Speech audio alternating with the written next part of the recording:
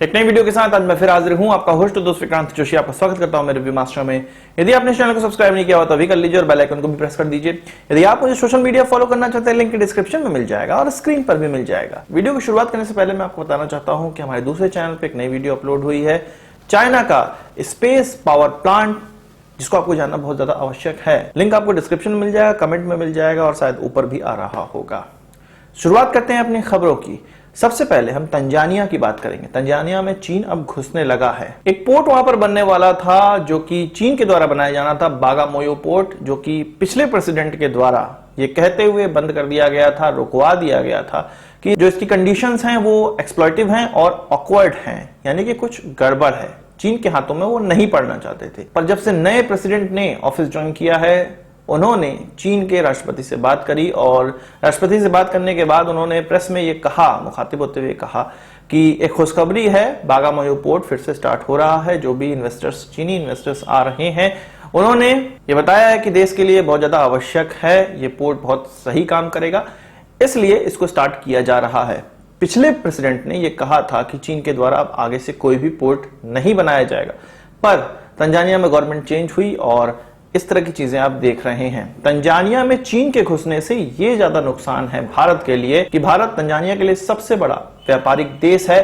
16% उनका व्यापार भारत से होता है। इसके अलावा भारत उन 5 देशों में शामिल है जो कि सबसे ज्यादा इन्वेस्ट तंजानिया में करते हैं और ये देश इंडियन ओशन में, वेस्टर्न इंडियन ओशन में पड़ता है, इसलिए भारत के लिए ये बहुत ज्यादा इंपॉर्टेंट है।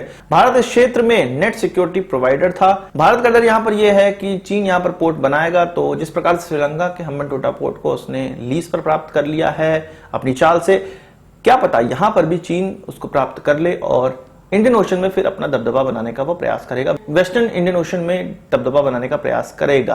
आपको पता है कि जिबूती में चीन का एकमात्र फॉरेन बेस बना है और वो धीरे धीरे इंडियन ओशन में अपने फॉरेन बेसेस को बनाना चाहता है। श्रीलंका भी एक तरह से उनका फॉरेन बेस बन चुका है और अब धीरे धीरे वो तंजानिया में घुसने का प्रयास कर रहे हैं। भारत के लिए ये बहुत बहुत बहुत कंसर्न वाली बात है। बात करते हैं भारत, पाकिस्तान और तालिबान रिश्तों की। कुछ दिनों पहले ये खबर उड़ी थी कि भारत के कुछ ऑफिशियल्स तालिबान के ऑफिशियल्स के साथ दोहा में मुलाकात किए हैं, वहां के मिनिस्टर ने यह कहा था। अब इस पर पाकिस्तान के एनएसए का वक्तव्य निकलकर सामने आ गया है। पत्रकारों ने जब उससे पूछा कि ये जो मुलाकात है उसको पाकिस्तान किस प्रकार से देखता है, तो पाकिस्तान के एनएसए सस्ते तेरे नाम ने यह कहा कि भारत को शर्म आनी चाहिए तालिबान के साथ इस प्रकार मुलाकात करते हुए।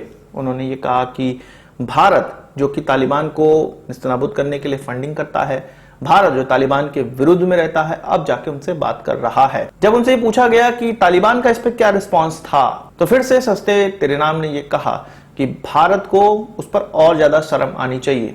एक्चुअल में पाकिस्तान में यह अफवाह उड़ी हुई है कि जब तालिबान के साथ भारतीय ऑफिशियलों ने मुलाकात की तो तालिबान ने भारत को अच्छा रिस्पॉन्स नहीं दिया या मुलाकात भी नहीं की, पर कतरी मिनिस्टर तो ये कह रहे हैं कि मुलाकात हुई है। जो भी वहां पर हुआ है, पाकिस्तान उससे बिलबिलाया हुआ है। वो ये सोच रहा है कि तालिबान को वो अपनी तरफ से, अपनी तरह से मोड़ सकता है, पर भारत उनसे मीटिंग करके उसको अपनी तरह से मोड़ने का प्रयास कर रहा है। पाकिस्तान इसलिए भी परेशान है कि मीटिंग में यह भी चीज निकलकर सामने आई है कि तालिबान के ऑफिशियल्स ने यह कहा है कि वो किसी भी चीज को, भारत को पाकिस्तान के चश्मे से नहीं देखेगा और उनके मुताबिक नहीं देखेगा, वो सभी कंट्रीज को अपने हिसाब से देखेगा। उनके स्पोक पर्सन से जब ये पूछा गया था 1-2 दिन पहले कि वो भारत को अफगानिस्तान में किस प्रकार से देखते हैं, जो भारत का इन्वेस्टमेंट है वो किस प्रकार से देखते हैं, उन्होंने कहा कि भारत जैसे देश आसानी से तालिबान के साथ अफगानिस्तान में काम कर सकता है, इसमें उनको कोई प्रॉब्लम नहीं होने वाली है जब तक तालिबान को कोई प्रॉब्लम नहीं होगी। वहीं कुछ सोशल मीडिया में यह भी खबर निकलकर सामने आई थी कि तालिबान के साथ हमारे फॉरेन मिनिस्टर मिले हैं, यानी कि एस जयशंकर मिले हैं, पर ऐसा नहीं है। ये चीज हमारे तरफ से क्लियर कर दी गई है, गवर्नमेंट की तरफ से क्लियर कर दी गई कि सोशल मीडिया में जो चीज चल रही है कि तालिबानी ऑफिशियल्स के साथ हमारे विदेश मंत्री मिले हैं, तो ऐसी कोई भी बात नहीं है।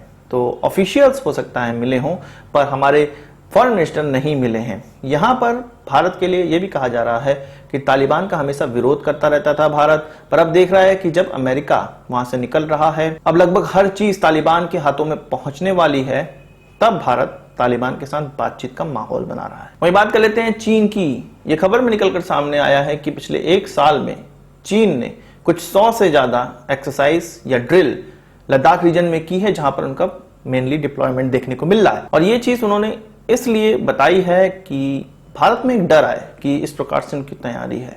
तो क्या युद्ध के समय तैयारी दिखाई जाती है कि युद्ध में पराक्रम दिखाया जाता है? युद्ध की जो तैयारी होती है वो युद्ध से पहले की जाती है। यदि आप अपना फॉरवर्ड डिप्लॉयमेंट करने के बाद पीछे एक्सरसाइज कर रहे हैं तो ये आपकी तैयारी न होने को दिखाता है, न कि तैयारी को दिखाता है। भारत आसानी से डिप्लॉय है और भारतीय सेना पूरी मुस्तैदी के साथ हमारी रक्षा कर रही है। वहीं चीन अपने इस प्रकार के हथकंडों को दिखा रहा है कि हमने ये हथियार लगा दिया, हमने इतनी ड्रिल कर दी। ये सारी चीजें वो दुश्मन को डराने की टैक्टिक्स करता है, पर भारत में इस तरह की चीजें बहुत पुरानी हो चुकी हैं। वही बात कर लेते हैं सी ब्रीज एक्सरसाइज की, जो कि अमेरिका और नाटो के देश ब्लैक सी में कर रहे हैं और ये ब्लैक सी क्रीमिया के पास का ब्लैक सी माना जा रहा है। रशिया क्रीमिया को 2014 में एनेक्स कर चुका है और रशिया ये कहता है कि वो ब्लैक सी, वो एरिया रशिया का हो चुका है और उसने सी ब्रीज एक्सरसाइज करने के लिए नाटो के देशों को मना किया था। अब जब ये एक्सरसाइज मंडे को स्टार्ट हो गई है, रशिया ने अपना एयर डिफेंस सिस्टम और पूरी जितने भी डिफेंसिव फोर्स है क्रीमिया में उसको डिप्लॉय कर दिया है। उनकी जो ब्लैक सी को देखने वाली यूनिट है उसने कुछ 20 वॉरप्लेन वहां पे डिप्लॉय कर दी है, जिसमें कि हेलीकॉप्टर्स भी शामिल हैं और इसमें Su-24M बॉम्बर भी शामिल हैं। इसके अलावा S-400 भी डिप्लॉय किया गया है, पंथसीर सरफेस टू एयर मिसाइल भी डिप्लॉय किया गया है। और ये चीज रशिया के द्वारा कही गई है कि ये उनकी तैयारी दिखाता है कि किसी भी प्रकार की हिमाकत अगर नाटो के देश या अमेरिका के द्वारा की जाएगी तो वो रशिया उसका रिस्पॉन्स करेगा और इसी रिस्पॉन्सिव प्लान को यहाँ पर दिखाया जा रहा है। आज के इस वीडियो के लिए बस इतना ही। आशा करता हूँ वीडियो पसंद आया होगा, आप इसको एक बड़ा थम्स जरूर देंगे। इस वीडियो संबंधित कोई सवाल सुझाव कमेंट बॉक्स में जरूर लाइएगा और यदि आपने हमारे चैनल को सब्सक्राइब नहीं किया उसे भी कर लीजिएगा, क्योंकि हम इस प्रकार की वीडियो लाते रहते हैं। नमस्कार, थैंक यू, जय हिंद।